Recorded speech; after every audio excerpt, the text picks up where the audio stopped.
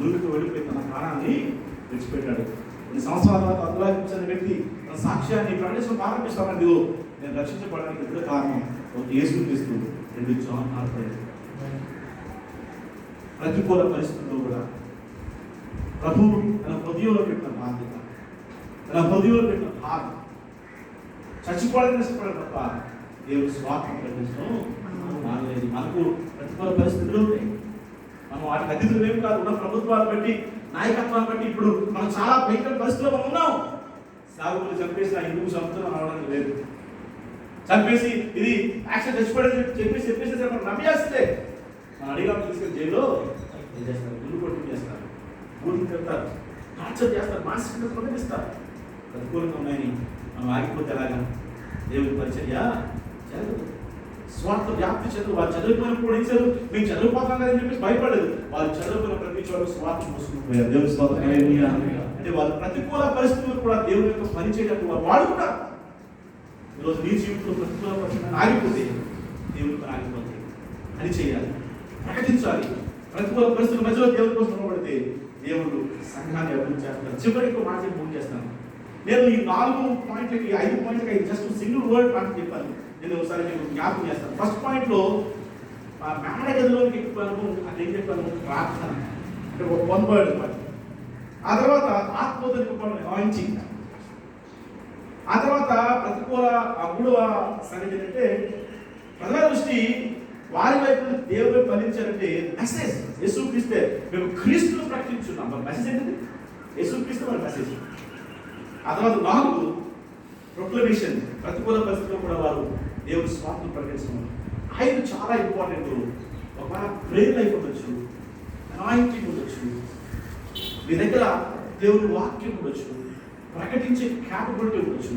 కానీ దైవజన ఇది చాలా ఇంపార్టెంట్ విషయం. నా కన్సిడరేషన్ చెప్తున్నాను. జాగ్రత్త మాట మనం గమనిద్దాం. సింపుల్ పాయింట్ చెప్పి పూర్తి చేస్తాను. అపోస్తలుల కార్యాలు 4:11. వారు పేతురు, యోహాను ధైర్యం చూసినప్పుడు వారు నిజమైన కానుకని గ్రహించి ఆశ్చర్యపడి వారు యేసుతో కూడా ఉండేవారిని పొందారు. దేవుని స్తోత్రం హల్లెలూయా. వారు యేసుతో కూడా ఉండేవారు. ఏంటి అర్థమవుతుంది? యేసుతో కూడా ఉండేవారు ఏంటి అర్థమవుతుంది? అసలు యేసుతో కూడా ఎవరు ఉన్నట్టో అర్థం కావాలంటే ఒక మాట చదవాలి. యోహాను పత్రిక 2:6 చదివితే అక్కడ ఏముందంటే ఆయన మీద నిలిచి ఉన్నవాడును చెప్పుకున్నవాడు ఆయన ఎలా నడుచుకున్నా అలాగే తాను నడుచుకున్న బదులైనాడు.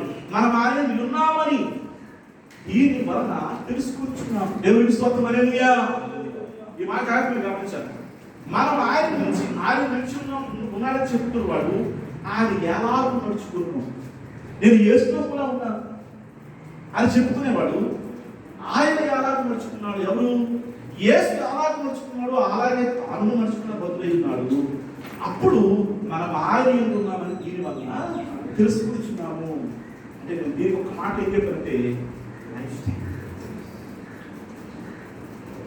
జీవితం అంటే నీకు నాడగలు నీకు అనుభవాలు నీకు ఉండొచ్చు, అనాయింటింగ్ నీకు ఉండొచ్చు, మెసేజ్ నీకు ఉండొచ్చు. ఏమండి వాక్శక్తి అంటే అద్భుతంగా దేవుడు స్వార్థను ప్రకటించే ప్రతికూల పరిస్థితుల్లో కూడా క్యాపబిలిటీ నీకు ఉండొచ్చు. కానీ నీ జీవితం లైఫ్ స్టైల్ ప్రభువుతో ఉండకపోతే, ఆయనతో ఉన్నామని చెప్తులే నీవు ఆయనలాగా నడవకపోతే నీ పరిచర్య అభివృద్ధి చెందదు.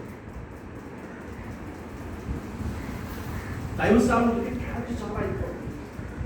అవునంటే క్రీస్తుకు నడుచుకుంటున్నారు నమ్ముకొని నడుచుకోండి. ఈ మాట మనం చెప్పగలమా? అంటే నువ్వు యేసుతో కూడా ఉన్న వారికి అర్థం ఏంటి?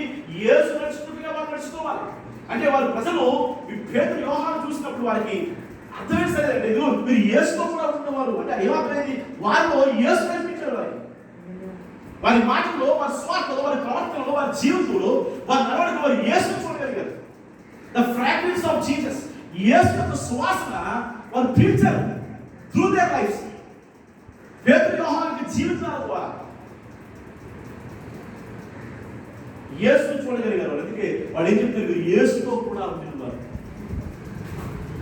ఈరోజు మనకి అన్నీ ఉండొచ్చు, కానీ యేసుతో కూడా ఉంటున్నారు లేకపోతే మాత్రం దేవుని కొరకు వాడబడే అవకాశం. అంటే క్యారెక్టర్ ఇస్ వెరీ ఇంపార్టెంట్.